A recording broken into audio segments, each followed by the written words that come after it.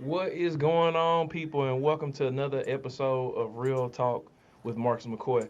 I'm your host, Marcus McCoy. Now, of course, it is now Black History Month, so we want to definitely take the opportunity to highlight Black History Month.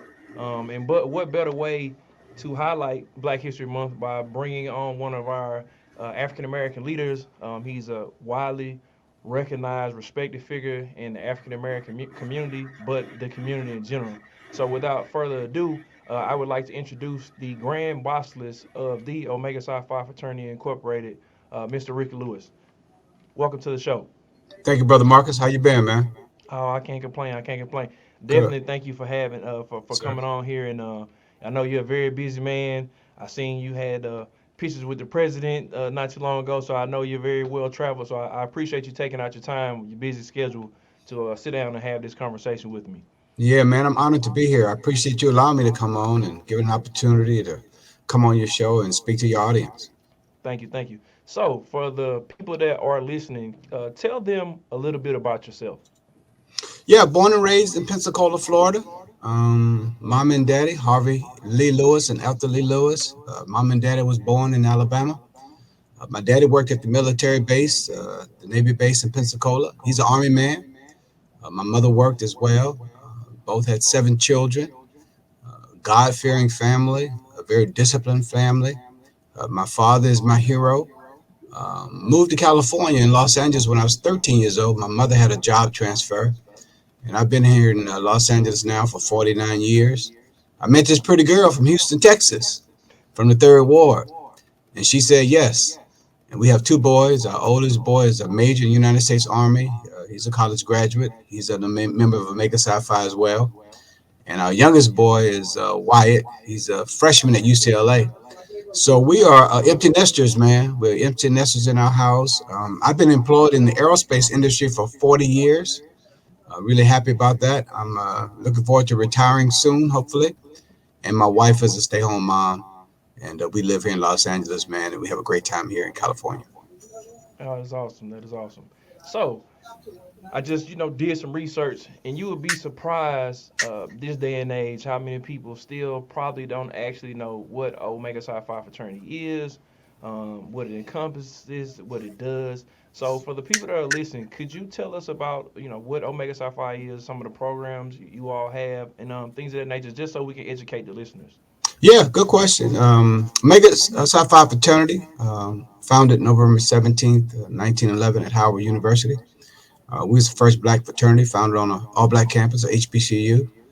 We call it the Mecca at Howard University.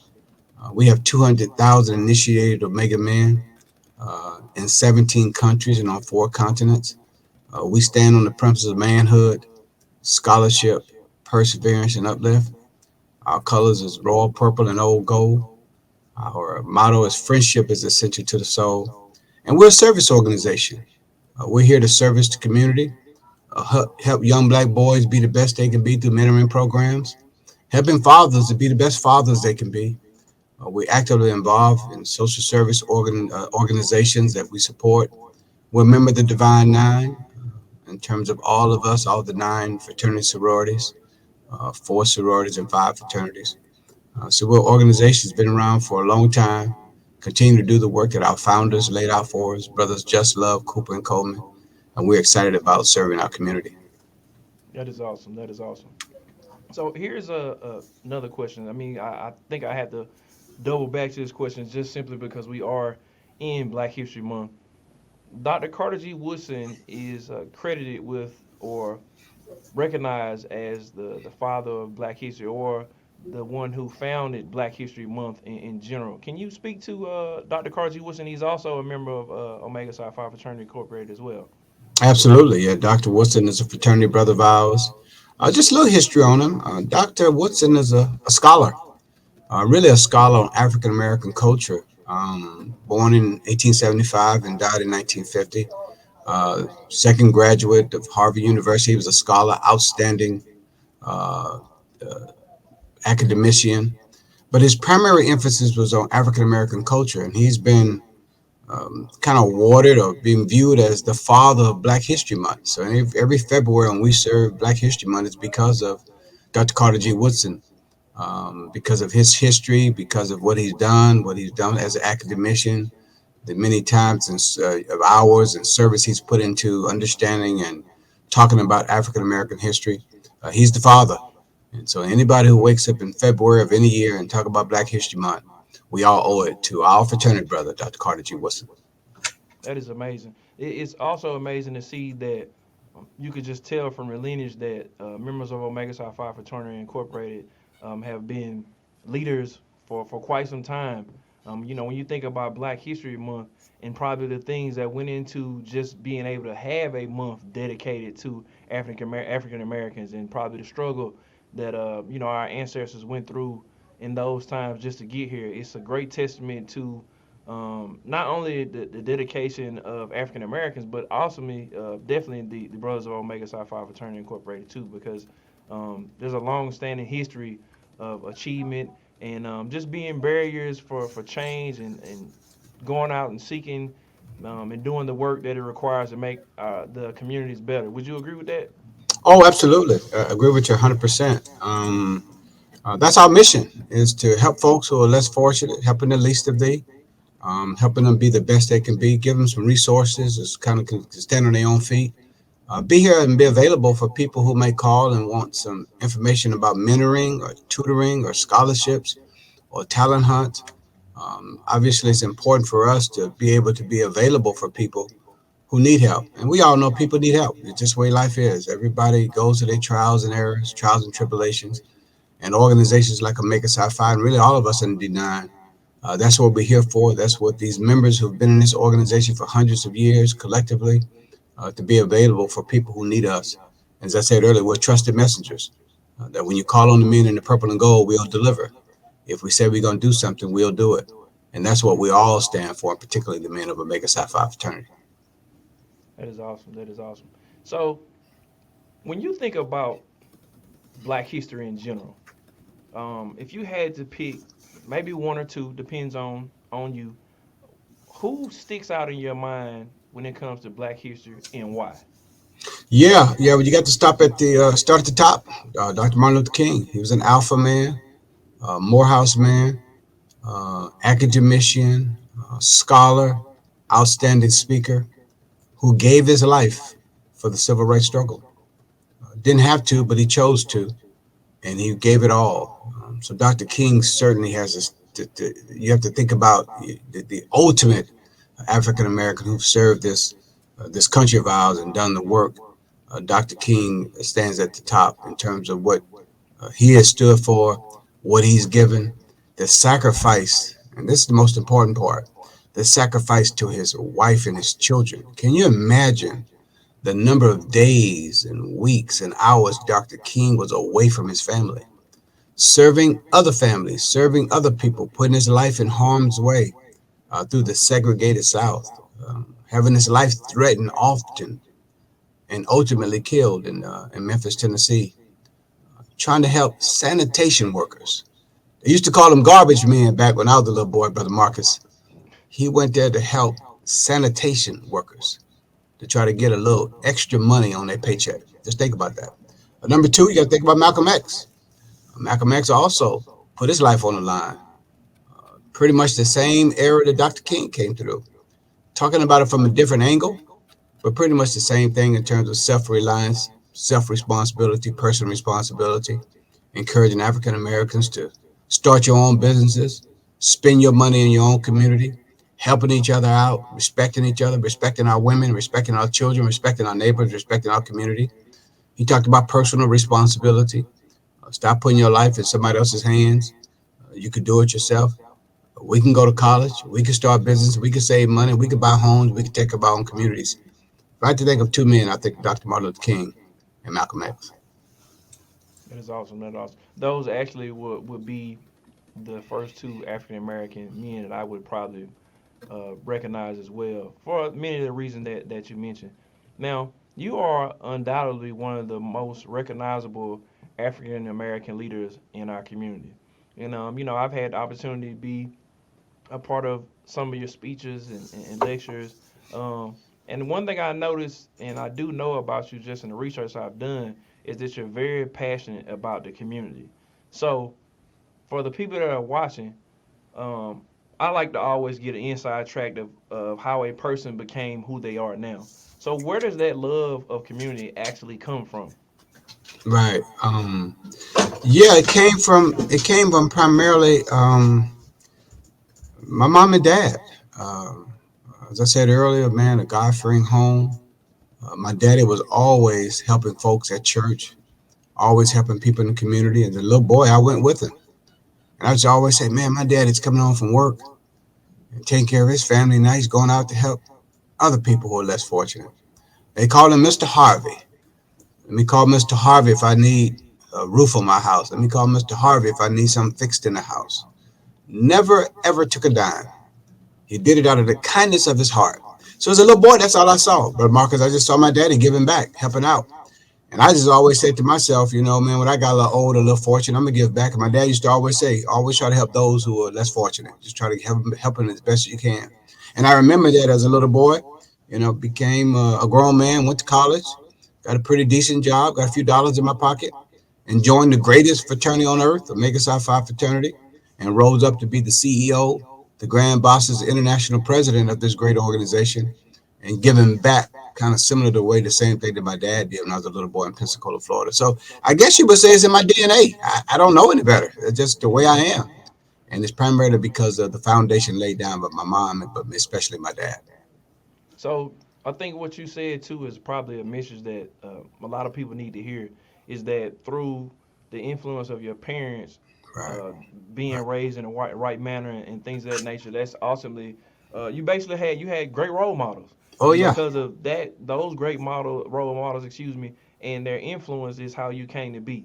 Oh, Now, absolutely. with that being said, it brings us to another great point is I know you are very passionate about the youth. I happened to be in Louisiana a couple months back, and I listened to one of the speeches you gave to the body that you were speaking to, and you just were very adamant about the things we should be doing as adults to, you know, foster our youth in the right place and understand how the things we do impact them.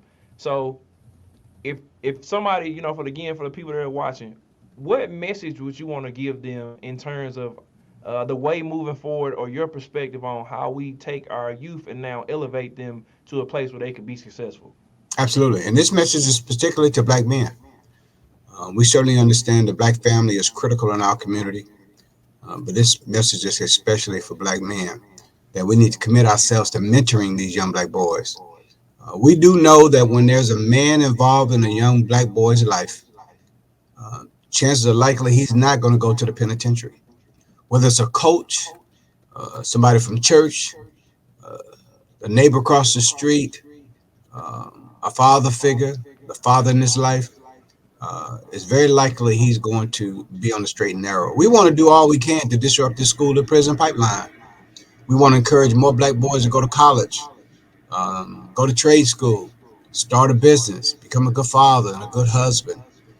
We want to make sure we do all we can to give these young black boys a chance. We understand if there's no man around, and these mothers are doing the best they can. I mean, black mothers, period, are the salt of the earth. You don't get no better than a mother. But she only could do so much with a young black boy. At 8, 6, and 4 and 2, he's kind of cute. She's just raising him. But once he gets 11 and 12 and 13 and 17 and 18, there's not much more she's gonna be able to do from a discipline standpoint.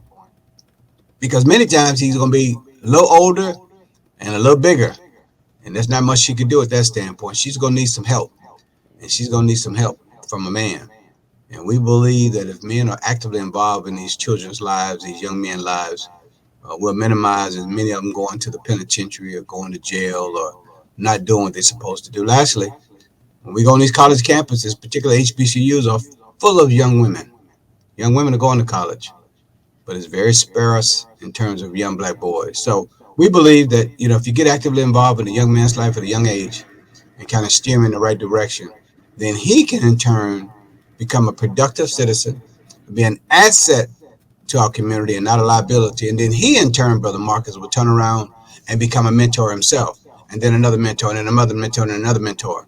And I think that'll make a difference in terms of where we are in our community when we know that men are actively involved in the lives of these young men through a mentoring program.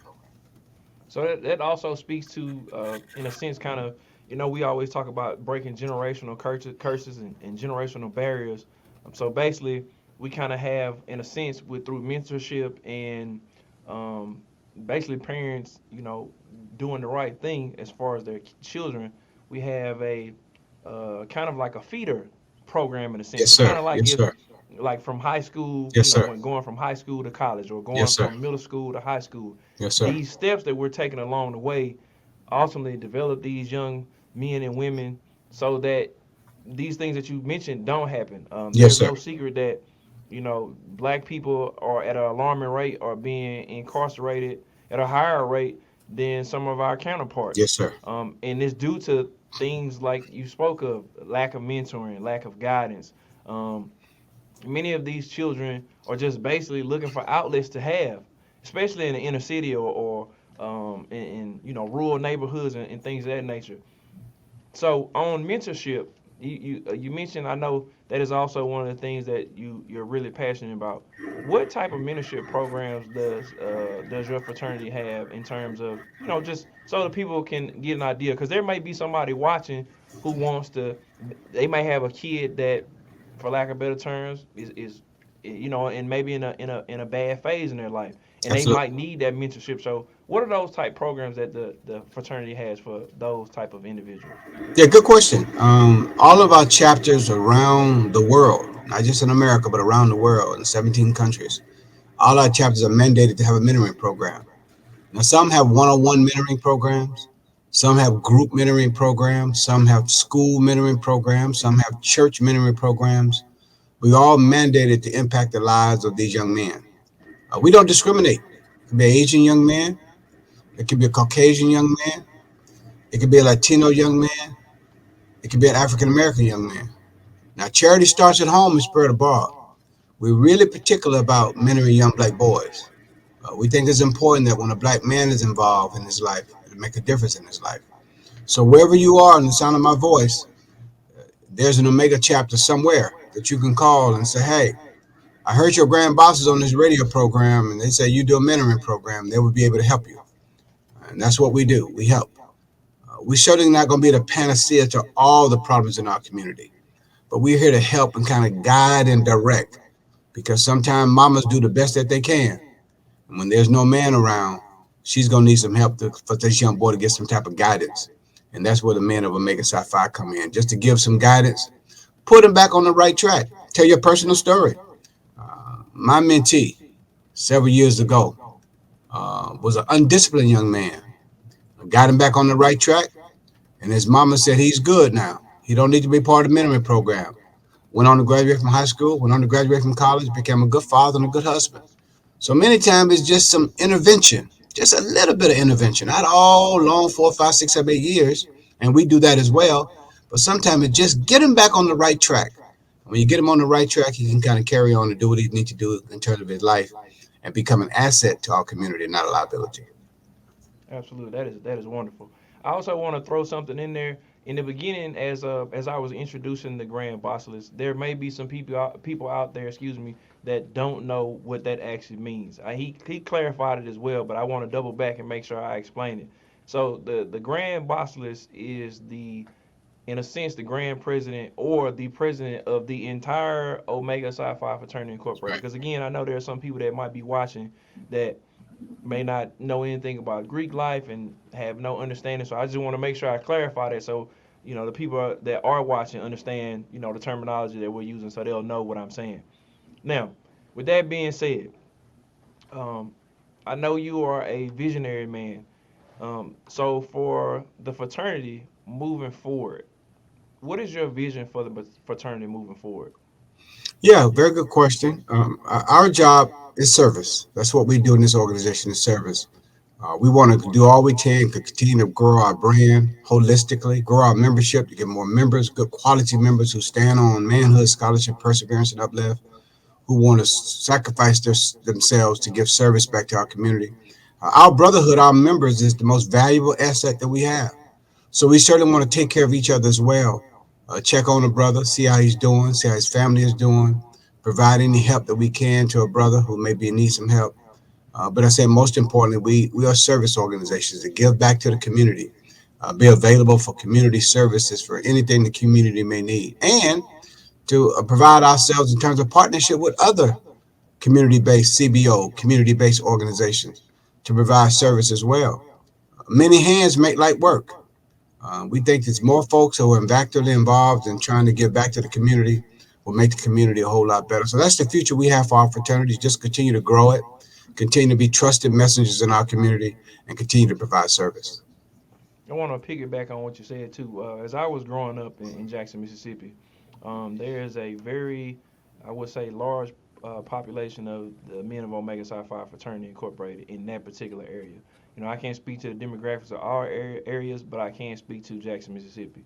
And I grew up seeing Omegas doing service in the community, um, taking owner. I think the most important part is taking ownership of their community, because many times people will say, I love my community, but they don't actually do anything to help the community where that they actually live in or they thrive in. And I think that is important. That if you live in a community, if you care about the stake of the community, the well-being of the community, you have to take steps, especially as an adult. Now, I understand if you're a child, there's only going to be so much you can actively participate in. But as an adult, you definitely have to take stake and ownership in your own community, and that's how we grow. A lot of times, people will uh, the first thing they want to do is, they're growing up and they say, oh, when I get my opportunity, I'm gonna leave this community, and I'm never gonna come back.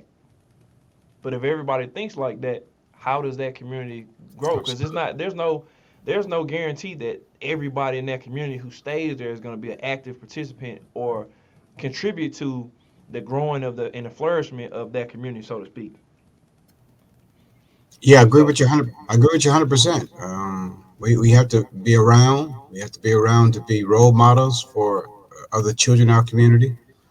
We have to be around to be trusted messengers and trusted people in our community as well. So I certainly agree with you 100% in terms of us have to be actively involved in our communities and stay visible.